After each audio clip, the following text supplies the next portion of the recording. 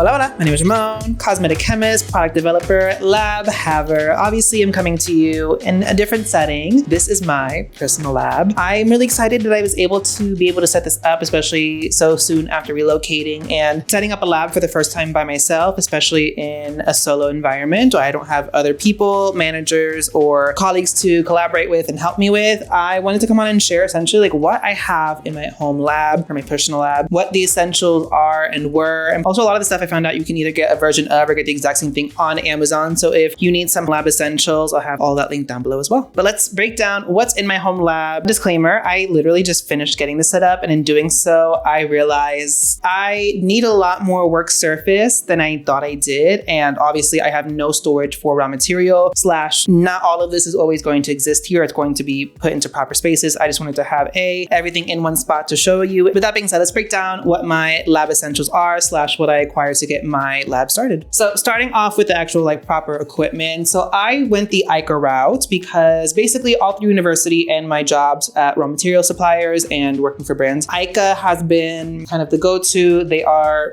one of the more cost-effective ones for this level of equipment. I'm just really familiar with it. So I have here, this is my homogenizer. This is the IKA T25 Easy Clean Digital Disperser. I don't know which specific dispersing accessory I have off the top of my head, so I'll have it linked down below. But this is a homogenizer, basically combining oil and water phases, or especially I'll be doing a few mineral sunscreen formulations, foundation style things. This helps to disperse all of the pigments and then obviously combine oil and water phases together. I haven't used this one. I think it's newer than the ones I used to use at my raw material suppliers. So I'm excited to use this specific disperser. And then this is a jack. I feel like every lab I've worked at has had a jack. You don't really need one, especially because when you're actually homogenizing, you do want to have the ability to move the beaker, make sure that every inch of the mixture is getting homogenized. But I do like to have the option, and plus it's my lab. It was one of those, if I want it, I'm gonna get it. And then this is my overhead stirrer. This is the IKA MINISTAR 40 control. For the rotor stators, I have two specifically. Let me get the other one. I'll show a close up on screen. The one that's already attached to the machine is the standard propeller impeller. It's just good for creating nice turbulence while you're stirring solutions and mixtures. It's the one I use while I'm stirring to dissolve, for example, or even while I'm cooling down a mixture post homogenization. And then the other one I have is specifically for dispersing. When I was at my first raw material supplier, especially when it came to mineral filter dispersing, if you don't want to homogenize, this style of stirring accessory is also usable as well. I got these because I consulted with IKA, and these are the ones that they recommended that I get. And so on top of that, in terms of the accessories, I also got strap clamps, which I've never actually used before. I feel like in Europe, you actually use the claw ones, whereas I feel like a lot of my colleagues here in the US, they like the chain or the strap clamp. So I wanted to try those out. Also for the MINISTAR overhead stirrer, it came with a temperature probe as well. So that while you're stirring, you can still temp your mixtures, which I actually haven't used for an overhead stirrer. I've used those more for hot plates and magnetic stirrers, but I think it's a nice little touch. And then speaking of hot plate magnetic stirrers, this is also from IKA. This is the C MAG HS 7 control. This is a little bit bigger, so it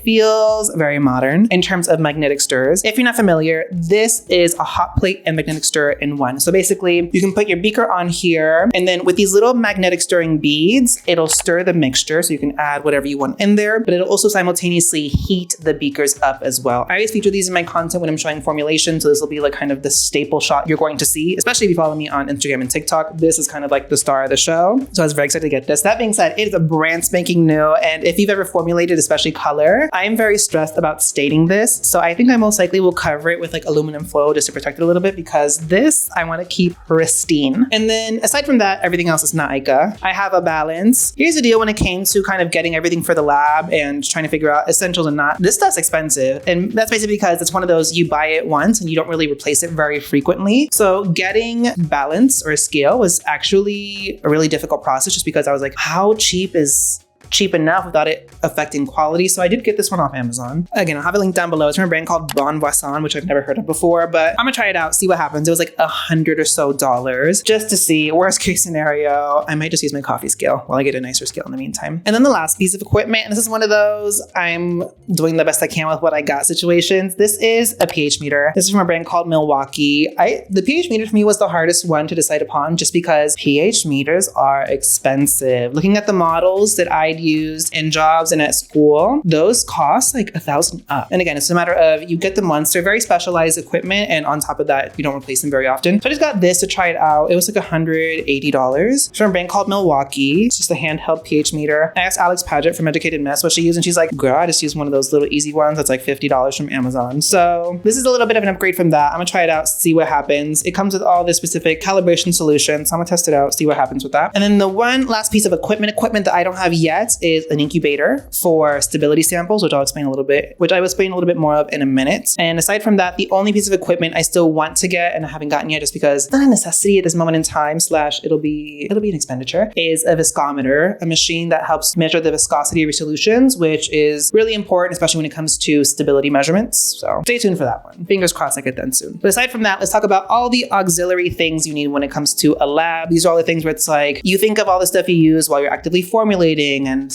honestly, I actually reached out to a few of my chemist friends, like, what's the one thing that is always a necessity in the lab that people forget about, or that you're like, I wish I had that right now? So that's more of this kind of stuff. Starting with pipettes, I got 1,000 count pipettes, and these are the things that you use to like get your solutions from the raw material bottle into your beaker. I burned through a lot of these. When I was still at university, one of the lab techs was very militant when it came to pipette usage. So I'm a little bit better about not wasting them, or just being a little bit better in terms of sustainability with pipettes, but I erred on the side of caution and got the 1,000 count. This is a little beaker set. It's 3 beaker sets. Each set comes with 3 beakers. There's a 250, 150 ml beaker, so I got 3 of those. And looking at it now, I realized, I should have gotten more of the 250s, and I also should have gotten 500 ml beakers. I just figured to get things started, I'm not making large batches, but actually in the scheme of looking at things, I'm like, a 500 ml beaker would have been really useful, especially for sometimes when you're stirring things. I don't like when the beaker itself is too full of a mixture, so that would have been more helpful. So that'll be in the next order. Thermometers. I got 2 of like the old school acoustic thermometers. What do you call these? Glass thermometers, analog thermometers, and then 1 of the instant read electric thermometers. These are really useful because you just pop them up in the beaker while they're still stirring. That way you can record the temperatures as they're warming up, making sure they don't get too hot so that you can then homogenize them afterwards. But sometimes, especially when the mixture is like really, really hot and I want to be a little bit more accurate, let's say for the sake of adding specific raw materials in a specific range, that's why I got the instant, just to try it out. I've never actually had to use an instant one before. The glass ones have been fine, but I figured my lab is what I want. Going back to asking chemists, like, what's the lab essential that people don't really think about very often? When I asked Alex from Educated Mess, hers was specifically buffering solutions or pH adjusters, and that's in the form of citric acid or sodium hydroxide. Depending on what the lab you're in, sodium hydroxide can be replaced with some other alternatives. I just always use sodium hydroxide. Everywhere I've done cosmetic chemistry, we always have a version of these, and I accidentally got like the bigger ones. I would have preferred a size smaller. But basically in this, I'm going to pre-make acidic and basic pH adjusters. I have the sodium hydroxide and citric acid, and now just make pre-made solutions. Funny story behind that. Usually in labs, I think the default's usually 10%. I've had some labs do 30% solutions of each of those. When I did my formulation workshops in Puerto Rico, I was like, hey, I need a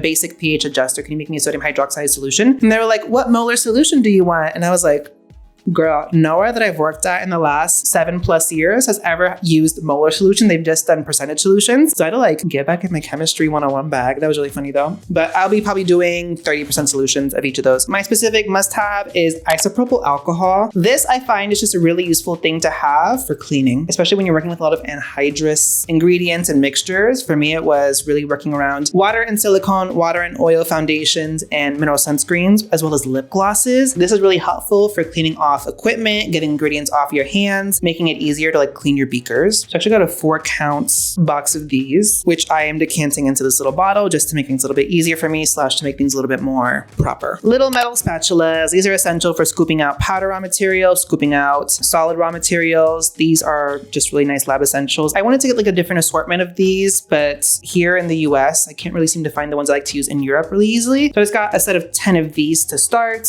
I might get more in the future, but I'm trying to be a little bit more mindful about not getting equipment for the sake of getting equipment and just being more mindful of cleaning up my station, being more organized. We'll see how that goes. Then I mentioned earlier getting an incubator. The one I bought was like $56, which was very, very cheap for an incubator. I'm very interested to see what actually arrives, but it's from Thermo Fisher, which is like a very official equipment supplier. And basically it's like The inside of it's 9 by 7 by 7. So it's not a huge incubator, but I'm not doing anything crazy like that. So when you're doing stability samples, that's what the incubator's for. You keep the incubator at about 40 Celsius. That's like the default setting. You'll do solution in a little jar like this. And that's what I'm getting to the point of. I got a 48 count of these little glass jars. These are 4-ounce jars. And what you'll do is you'll fill this up most of the way. Some of the solution will live in that 40 degrees Celsius incubator. Another version of this is going to exist usually out ambient, but exposed to UV. The raw material suppliers I've worked at, they actually have another version of this at room temp in a dark room. So I'll put it in a closet, and that's like the control sample. And then also another jar of this in a fridge at about 5 degrees Celsius. And that way you see any variations in color and texture, viscosity, etc. But I bought, I think it was a 48 count of these glass jars. And if you think about it, what I just told you need 1, 2, 3, 4. Every time you make a mixture, you have to have 4 of those jars for stability. So theoretically, a 48 count gets me through 12 samples. So theoretically, not a lot of samples, but it's enough to get me started. And then speaking of samples and stability, I also got parafilm. And let me just get some out to show you guys. Basically, there's a roll of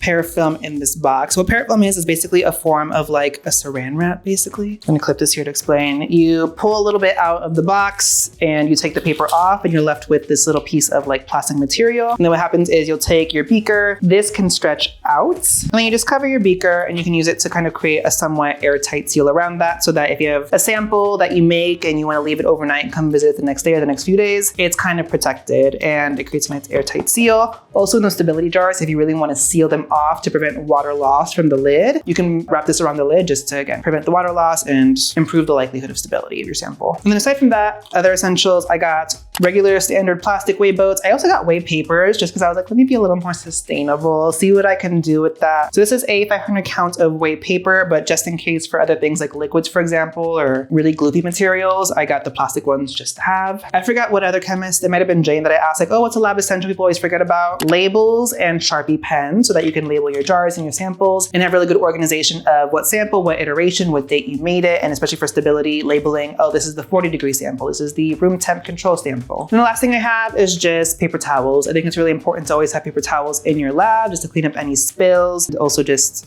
sometimes to wipe off your spatulas, your thermometer, in between measurements and all that stuff. So I got trifolds. I was trying to get blue roll because everywhere I've worked, they always have blue roll, but I wasn't sure which specific one to get here in the US. So stay tuned for that. And that's currently where I'm at with the lab setup. I still have a few more things I do want to get. I did order lab notebooks. Those are actually downstairs. I have to go pick those up. There's obviously some other things that I still need to get. It's one of those things where until you really need it, you're like, oh, I wish I would have gotten that. But for me, this is kind of like a really good starting point. I'm probably going to get a little bench to have here in the lab just in case, so that while something's stirring, I don't need to actively be working on it. I can sit down. This table is temporary. It's getting replaced. It's not doing what I need to do. I didn't think I would have this much stuff, and I didn't think therefore I would need so much space. I'm gonna need a bigger table. I might need a second table. And on top of that, in order to actually actively store things, like I want my little tools in like a little drawer somewhere, I will have to have shelves for all the raw materials that I don't really have yet. Oh, the one raw material I do have, a big ass jug of glycerin. I'm a big fan of glycerin, so I wanted to get a lot of this. And I'm ordering a few things from making cosmetics while I'm actively also asking raw material suppliers to send samples. Samples are on the way, but I just started requesting them the end of last week, so stay tuned on that. And this is one of those things where like having a network of chemists to ask and like check in with has been really, really useful. I talked to Joyce, who's the chemist for Do, and she was really helpful of, here's like the basics that you need. One random thing is, thankfully I have a dishwasher that does sanitize, and granted, most of my formulation stuff is personal development. Up to this point, nothing's officially going to be sent for testing or sample making. When it comes time for that, having the ability to actually sanitize and sterilize your equipment and the jars, for example, is really crucial. I have a dishwasher that can do that, but if not, she mentioned a baby bottle sanitizer is a really useful tool to have. And yeah, for right now, that's where the lab's at. If there's any lab essential that you're like, oh, he's forgetting this, sound off in the comments, but also let me know, what is the one thing that people always neglect to remember, or your very specific thing that is a must-have in your formulation lab that you always like to tell chemists about? Sound off in the comment section. Again, mine was isopropyl alcohol. Makes cleaning things so much easier. Also, if any raw material suppliers are watching,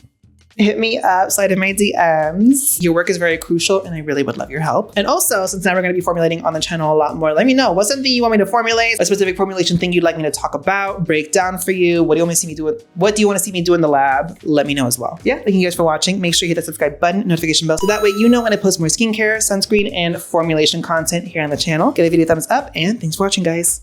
Bye.